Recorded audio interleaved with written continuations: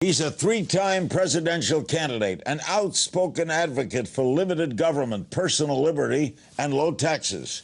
Former Republican Congressman Ron Paul is here to talk about Ebola, ISIS, Obama, and his son's White House hopes. All on this edition of Politicking.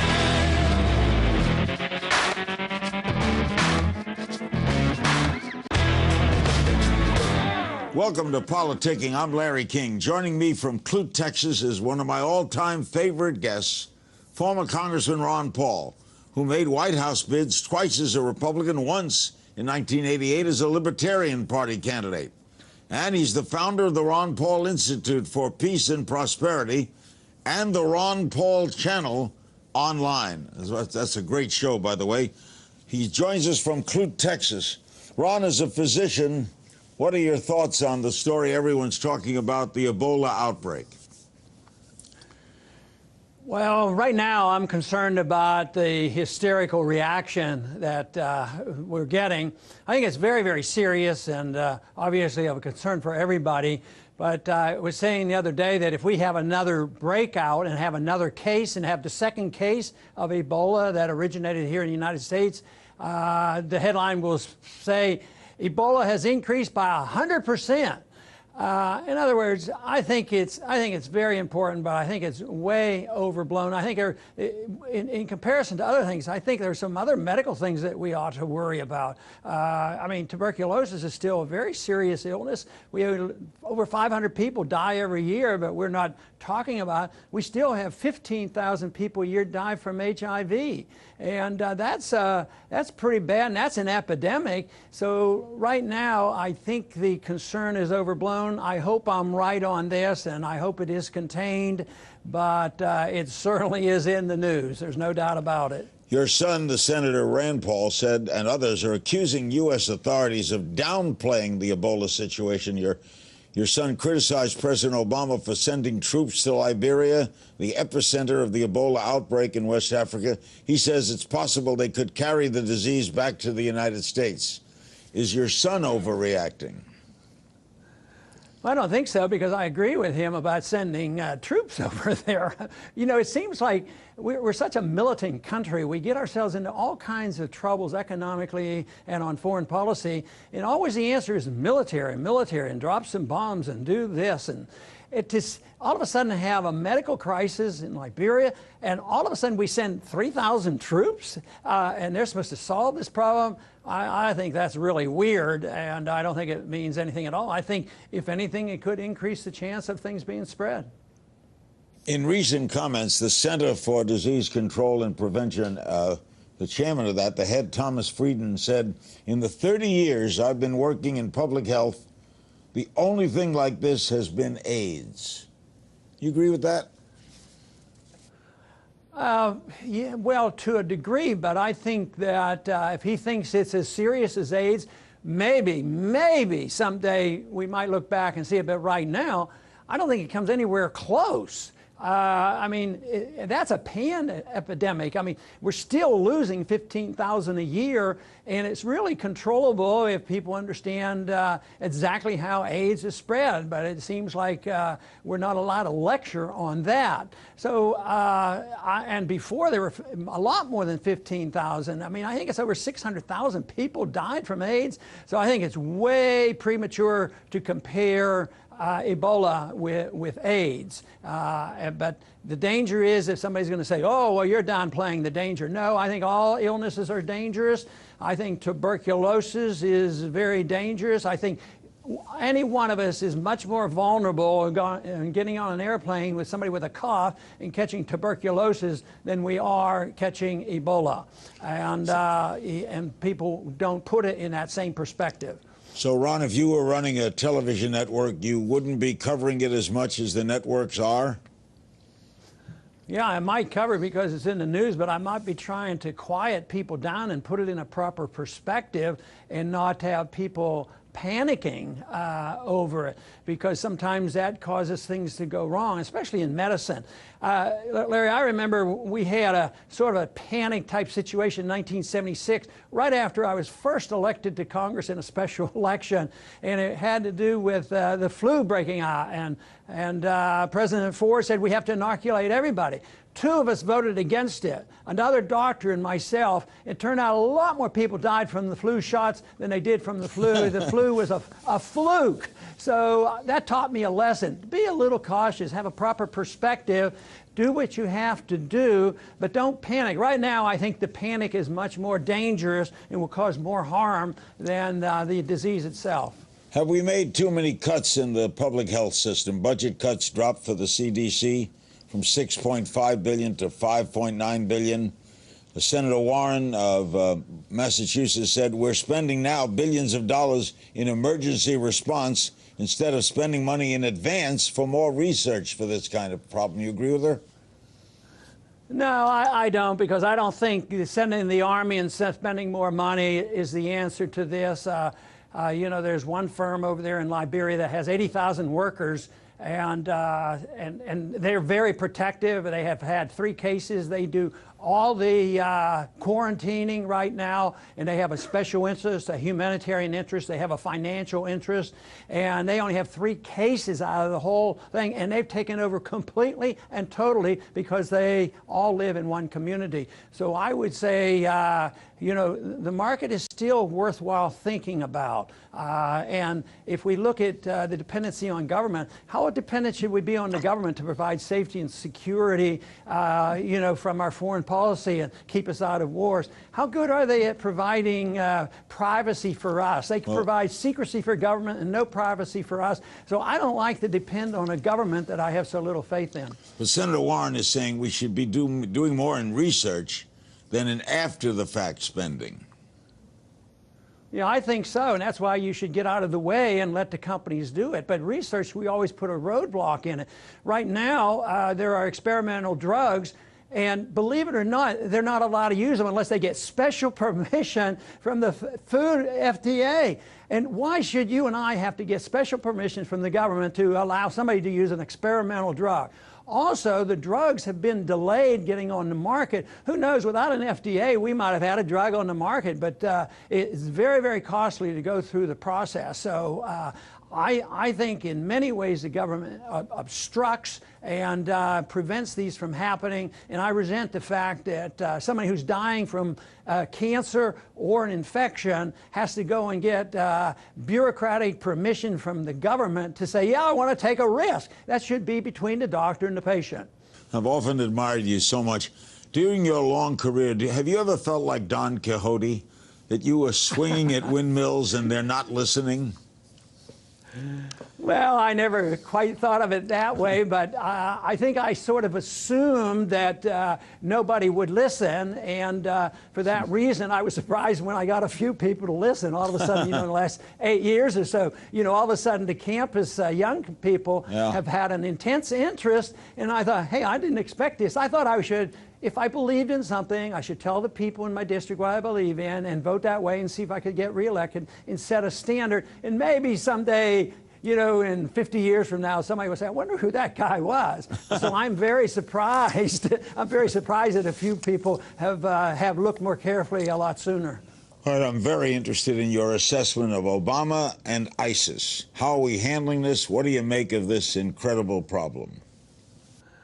Well, I think he's handling it very poorly because, you know, bombing 7 Muslim countries doesn't win friends and influence people. You know, that tends to get people pretty angry at us. And I think there's always the radicals within all the religions, and if you stir them up, they are going to strike back. So I believe the growth of ISIS is a reflection of a deeply flawed foreign policy. And the more, and then when we see this violence, all we can do is resort, sort of like the Fed, all we can do is print more money and spend more money. In foreign policy, it's send more troops and drop more bombs, and they don't realize that has something to do with the spread of the radicals, because the radicals aren't happy with the government we put in place in Iraq. What a stupid policy and a stupid war. There was no Al-Qaeda in Iraq. So we've been participating in these conditions. We have given fodder to those people who want to build the ranks. And the more we do, the bigger the ranks get. And so to me, it's not a shocking surprise to find out ISIS is doing well. And they could not have this success unless they're getting some support from the people in these villages. I mean, how can 20,000 people take over a country unless they're getting some support? Right. So I would say that deeply flawed foreign policy contributes to our problems there. Agreed. And let's say the war in Iraq was a terrible mistake. But now what do you do? What do you do now? Okay, that was a mistake. Now what? Well, if it was a mistake to go in, you know, in medicine, if you're making a mistake and giving the wrong medicine, the sooner you quit, the better.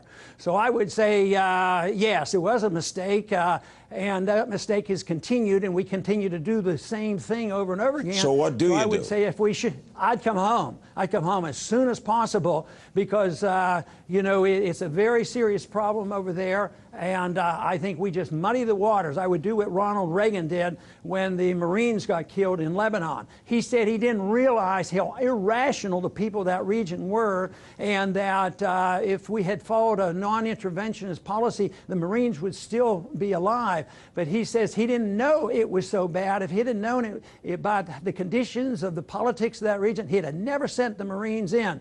And he brought them home, and we never heard another story about it. And yet he had always said, I would never turn tail and run. And then he wrote that up in his memoirs. Very interesting stuff, because he made a mistake and he recognized it. We've made a mistake. It's not doing any good. Just throwing in more bombs and killing more people makes no sense whatsoever. So we're not the world's protector.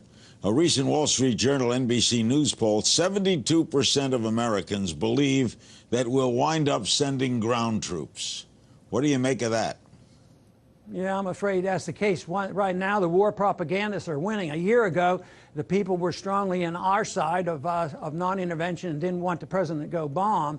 And but if you look at the major networks, if you look at everything the government says, if you look at two political parties, who's really resisting it? And it has to do with the way they have played this recent violence of ISIS, and this is emotional, but you don't get a fair shake, you know, from the media, because the war propagandists are in charge. And believe me, there's a few people in the military-industrial complex that's not worrying all that much. You know, they blow up all these missiles and they just go back to rebuilding them again. And here we're terrified about taking over the world with a group of people that doesn't have a Navy or an Air Force or intercontinental ballistic missiles, and they're marching through because they're fighting for their homeland, and they've been able to radicalize the people. And so I think that's a reflection of our failed policy. So ISIS, in your opinion, is no threat to the United States? It's a threat because we keep aggravating them. When they were, you know, the Mujahideen, when we were their buddies, they weren't a threat to us. But the more involved we got, it morphed into the Al-Qaeda. And then we took on Iraq when they weren't involved with 9/11. Now it's morphed into ISIS. Sure, they're very dangerous. And there would only be a couple hundred if we would just leave them alone. But we're giving them the incentive to get more members constantly. And this is not a good sign. And I think we're building a great deal of danger for ourselves. And I'm with Ronald Reagan. If you make a mistake, just come home. We'll have more with the always outspoken, delightful guest, Ron Paul, right after this. We're back with Ron Paul. He's joining us from Clute, Texas, where he does his own show. It's a terrific show, by the way, on the Internet. Ron, the House recently passed a bill that would open the Federal Reserve's activities, including deliberations on interest rates. We'd be able to see how they do it, increase congressional scrutiny. Do you think that's going to pass, and do you favor it? Obviously, I favor, you know, transparency. It was my bill. It was first passed a few years back, and it's been passed again in the House. But there was a time when Harry Reid was super supportive of auditing the Fed and knowing what they were doing. But now that he could do something about it, now he has backed off. But about 80% of the American people believe in transparency. They're not going to agree with me on what should be done with monetary policy, but the people say, yes, we ought to know. And this is a consequence of what happened on the bailout. They weren't dealing with about $1 billion that, or less than $1 trillion that the Congress was dealing with. They've dealt with $15 trillion to bail out other countries, other central banks, and other banks around the world. And the American people know about it, and this issue is not going to go away because our economy is very, very fragile, and the Federal Reserve has done nothing but one thing for the last 8 years, and that is print money at the fastest rate conceivable, and they really haven't produced a recovery. So this issue of the Federal Reserve and the need to know more about it is going to be with us for a long time. President Obama said recently at Northwestern University that the past 6 years have been hard but steady and real. And as he said, it's indisputable that our economy is stronger today than it was 6 years ago. You agree? Not really, because the bubble is bigger than ever. You can take the numbers. Government numbers are always questionable, but let's say that they are correct, that there are more people working today. But they are. But there are more people in the workforce unemployed. 62% of the workforce is employed. That means more than 37% of the people are unemployed. And these new jobs that we just got recently, amazingly, it was people over 54. They were older people, and they were minimum wage jobs. And the people just getting out of college under, from 24 to 55, they lost 10,000 jobs. There's something really mixed up about it. So, no, there's no true economic growth. Right now, we're seeing a little bit of our money coming back because we've been in a negative balance and a trade deficit. We spend a lot of money in China. They have a lot of cash in the bank. Guess what? They're buying up Detroit right now. So, yes, there's something big going on in the economy, but I think we're very, very vulnerable for a continuation of the downturn. And though the government statistics say we're out of recession for half of the population and the middle class is getting smaller, and the poor have gotten poorer, and the high middle income and rich are the ones who have benefited by the recovery. Ron, recently you said that even though it ultimately failed at the ballot box, the campaign for Scottish independence should cheer supporters of secession movements springing up around the globe. Do you would favor secession movements in the United States? Well, they ought to all be legal. I mean, they were soon to be legal when our Constitution was passed. Nobody would have joined the Union if there was a phrase in there that say, once you sign on, you can never leave the Union. There wouldn't have been one colony that would have signed in. And the secessionist sentiment has been around a long time. I mean, it's been up in Vermont even before the Civil War. But the important thing is not the secession as much as the right to secede. If you can't leave somebody's house, you're a prisoner. If you can't leave a job, you're a slave. And if a smaller unit of government can't leave, and then you have a dictatorship. So the whole issue is if a state had the right to leave, the federal government would be a little bit, give a little bit more deference to the states. Right now, there's a fight to overcome the state or the federal government take over, say, on the drug laws. The states are acting on their own. So I think the right of secession would have held in check the size and scope of the federal government. So you'd have been opposed to Lincoln in 1860? Yeah, like Lysander Spooner and a few other very, very liberal-minded people that were strongly opposed to it. No, the right of secession should be there. All units of government, should be able to. I mean, what did we do in World War I? We went into World War I, and what we wanted was self-determination, and we wanted to take over, and yet we gave self-determination. Yeah, sure. We went into the Middle East. We took over the Middle East, and we drew those lines in the Middle East, and we're still fighting over those artificial boundaries, and that is not self-determination. I would say for the Middle East, self-determinations would mean that the Kurds have a right to Kurdistan. Allow them to have their homeland, and that's the way it should be around the world. But you wouldn't have supported slavery. Obviously not. But you know, but you know, most Americans are enthusiastic about independence. What does independence from the British Empire mean? How can anybody be against it? You know, and what about the breakup of the Soviet Union? That's fantastic. You know, that was, to me, the greatest miracle of the 20th century. All of a sudden, this huge, huge, you know, dictatorship empire just disintegrated because people exerted their right to leave. And I think, yes, secession and independence is a proper role. Let the people, well, this is a perfect solution for Ukraine. Why can't the Russian Ukrainians and the European Ukrainians just have an agreement? We'll be friends, we'll trade, we might even call ourselves Ukraine, but we want independent-minded people running our local government. Why do people fear that? Would be a wonderful. Pardon me? Why do people fear that? Why do people fear other people being free? Well, I think they don't allow it. They don't allow it because of people have, there are certain small minority people who like to have the authority over others. They just delight. They're authoritarians. Yeah. Other times it's money. You know, oil and different things and finances. There's always some reason for it. But I think the people generally are for the smaller units of government and allowing groups to get together and be independent. But the stronger the government, the more resistance there is to the breaking up of a major union. There for a while, you know, when the Soviet system was going, I mean, you tried to break off Czechoslovakia or Hungary, you know, you were met with brute force. Yeah. But finally they weakened and it was no longer an issue. Do you encourage your son to run for president?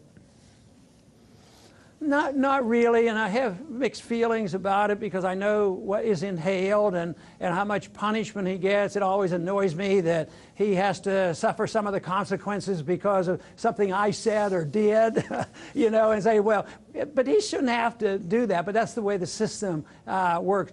So, yes, I think it's great that he's doing it. He has a good message, and he understands free market economics. And I just think that it's doing a world of good. But I also know the power and the strength of the establishment, and it's a tough road to hoe, I'll tell you that. But I would never have discouraged him from doing it, just like I didn't say, Rand, I really want to see you go to med school and be a doctor, but I never discouraged him and was delighted when he did go to medical school and become an ophthalmologist.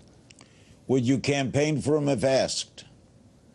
If he chooses for me to go doing that, I campaign for him all the time because the message of liberty is his and the message of mine is liberty, and that's all I do all my life. For as long as I can remember, that's been my goal. What do you make of this whole political situation now in America, this incredible rift between both sides, the Tea Party, the Republican Party, the Democratic Party? You can't get anything passed. People hate each other. What do you make of that?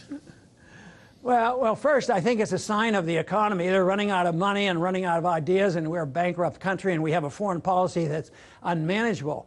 But I take a little different position on this because I think on the big things, they're too close together. I see if you take the Federal Reserve System, the leadership of both parties, boy, they come together. They're not going to have audit the Fed, and they're not going to talk about constitutional money. What about foreign policy? How about leaving the Congress here just a month ago? John Boehner and Reid got together and said, we're going to have an omnibus bill. We're going to put the money in here. We're going to give the president money for Syria. And they're both interventions. They're both for the war. So sometimes I would say there's too much bipartisanship. But I think the bickering is real. I think it's over power and special interests. And they're fighting over that. But I think it's because we're not rich like we were in the 1950s. They didn't have to worry about future. We had a positive trade balance, and we were the powerhouse of the world. But now, economically and militarily, believe it or not, I believe we're going to be threatened, and financially we're in bad shape. So I think that there's some restraint on the politicians in Washington, and that's what they're fighting over. You expect any big changes in the midterm elections? Philosophically, probably not. Partisan-wise, yes, there'll be some changes, but you know, too often I was sort of rooting for Obama's more peaceful foreign policy, and he was going to be a better civil libertarian, but that didn't materialize. So I think that kind of thing can happen. Do you think, what would people think if Republicans have more control? They're going to all of a sudden have a balanced budget? You know, people don't believe that. They're going to want to spend 10 times as much money on the military as Obama. Obama's getting beaten up because he doesn't spend enough. And here the constitutionalists and the libertarians say, hey, maybe he should do what he said. He just won the Nobel Peace Prize, for goodness sake. So do you think I would say that I'm cautious in my predictions of having the revolution. I'm waiting for the real revolution, the intellectual revolution, and it's coming. Do you think Hillary will be formidable if she runs? Oh, sure. Sure, the media will love her. But she'll get beat up, too. What kind of president do you think she'd be? President? Well, I think kind of president?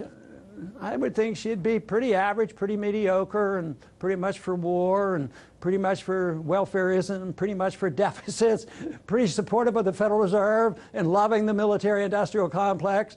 But that's what we've been having, so I don't think she would provide any change whatsoever in a positive sense. Why do you think your appeal is so great among the young? Well, first they tell me, I ask the question all the time, and they say, well, we know you're telling them the truth. And that's nice, nice to know. Young people have a more open mind. They're not locked into a system. They don't have any special interests, and they haven't learned to deal with the government and become lobbyists and depend on the government. I think they like civil liberties. They like the message that I'm a very conservative person, but I don't want to tell other people how to live. And they understand that. And they also understand my message that I'm not divisive. I want to bring people together. You and I might not agree on how we want to use our liberties, but we can agree on what liberties should be. So liberals and conservatives and progressives should come together as long as we don't use force against somebody else. That is very appealing to young people, and the peace message, very powerful. With young people, and even though the wars continue, there was another statistic out that the young people, 70-some%, don't want any part of this war, as well as our soldiers. They did a poll with our soldiers. They don't want to put troops over there either. So young people are especially open to these ideas. Does that make you more optimistic than pessimistic about the future? I'm more optimistic. I'm pretty much, yeah. But on the short run, I think the economy must go through the ringer. You have to liquidate debt, and you have to get rid of malinvestment. And since they won't allow that to happen for political reasons, it'll happen for just economic reasons, and we will go through that. But no, I think the young people encourage me a whole lot. They're studying free market, Austrian economics. They're understanding monetary policy. They like civil liberties, and they don't like war. And I still go to the campuses as much as I can, and the receptions are very good, and that makes me an optimist. Ron, you're always a great guest. Always great seeing you. Thanks so much. You're welcome, Larry. Nice to be with you. Ron Paul, a great guest. We thank him so much for joining us, and thank you for joining me on Politicking. Remember, I want to hear from you. You can join the conversation on my Facebook page. Share your thoughts on Twitter by tweeting at King's Things and using the Politicking hashtag. That's all for this week's Politicking.